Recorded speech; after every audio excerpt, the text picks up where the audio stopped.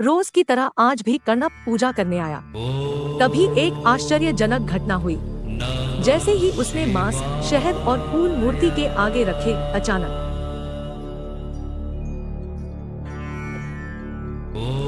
ओम नमः शिवाय। दोस्तों, क्या आपके मन में कभी यह विचार आता है कि भगवान शिव की पूजा करने का सही तरीका क्या है? कैसे जानेंगे कि हमें क्या करना चाहिए और क्या नहीं करना चाहिए? आज की शिव कथा महादेव के एक ऐसे भक्त की कथा है जो बचपन से ही ऐसे माहौल में रहा था जहां कोई भी भगवान शिव के बारे में कुछ भी नहीं जानता था। यह जंगल में रहने वाला एक आदिवासी भील था। उसका नाम कण्व था। एक बार वो अपने घर से शिकार करने के लिए निकला तो जंगल में काफी दूर तक निकल गया। इस जंगल में भगवान शिव का एक प्राचीन मंदिर था। यहाँ अब कोई भी नहीं आता था। मंदिर में भगवान शिव की मूर्ति थी। कण्व ने देखा कि मंदिर का दरवाजा खुला है और मूर्ति अकेली खड़ी है। शाम हो गई थी। उसे लगा कि भगवान इस वन में अकेले हैं और कोई पशु उन्हें नुकसान न पहुंचा दे। इसलिए उसने रात भर मंदिर के दरवाजे पर अपने धनुष पर बाण चढ़ाकर पहरा दिया। सुबह होने पर उसने सोचा कि इस भगवान की पूजा भी करनी चाहिए, लेकिन इनकी पूजा कैसे करनी है वह यह नहीं जानता था। उसने एक छोटे पशु का शिकार किया और उसके मांस को आग में भून लिया। मधुमक्खी का छत्ता तोड़ करके उसमें से शहद निकाल लिया। फिर उसने कुछ जंगली फूल तोड़ लिए। अपने मुंह में नदी का जल भर लिया। एक पत्ते पर शहद और मांस रख करके दूसरे हाथ में फूल लेकर के मंदिर पहुंच गया। फिर उसने मूर्ति और आसपास के स्थान को अपने पैर से साफ किया। मुंह में भरे हुए पानी को मूर्ति पर चढ़ा दिया। फूल चढ़ाए और मांस व शहद भोग के रूप में रख दिया। अब यह उसका रोज का नियम बन चुका था।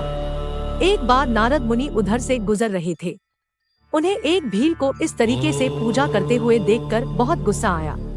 उन्होंने सीधे कैलाश पर जाकर नंदी आदि गणों को यह बात बताई। सभी बहुत क्रोधित हुए और कण्व को मारने के लिए तैयार हो गए।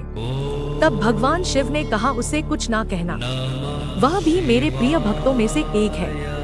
सभी को सुनकर के बहुत आश्चर्य हुआ। तो भगवान शिव बोले कि उसके मन का भाव बहुत अच्छा है, वह मुझसे बहुत प्रेम करता है। नंदी जी ने कहा कि प्रभु, वो आपकी मूर्ति का अपमान कर रहा है। भगवान शिव ने कहा कि मैं पूजा के तरीके को नहीं, मन के भाव को देखता हूँ। नारद, नंदी और सभी गणों को असमंजस में देख करके भगवान शिव ने कहा कि चलो मैं तुम्हें यह साबित करके दिखाता हूँ। सभी लोग अदृश्य रूप में मंदिर पर पहुँच गए। रोज की तरह आज भी कण्व पूजा करने आया। तभी एक आश्चर्यजनक घटना हुई। जैसे ही उसने मांस, शहद और फूल मूर्ति के आगे रखे, अचानक मूर्ति की एक आंख से खून निकलने लगा।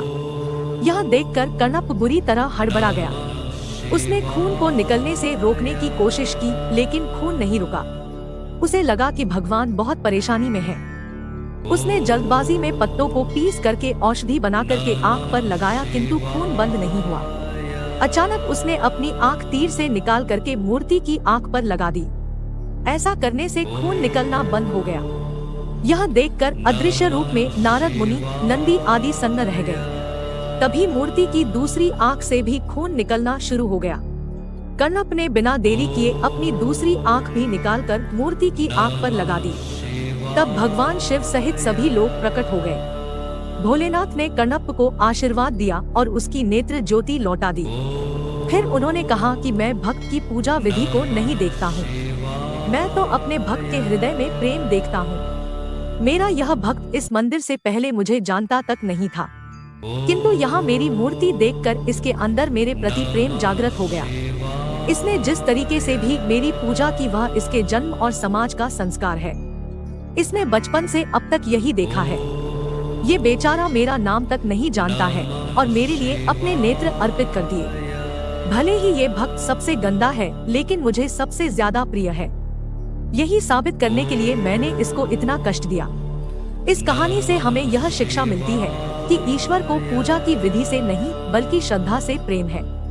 यदि हम सच्चे मन से ईश्वर की पूजा करते हैं तो वे हमारी भक्ति से प्रसन्न होते हैं और हमें आशीर्वाद देते हैं।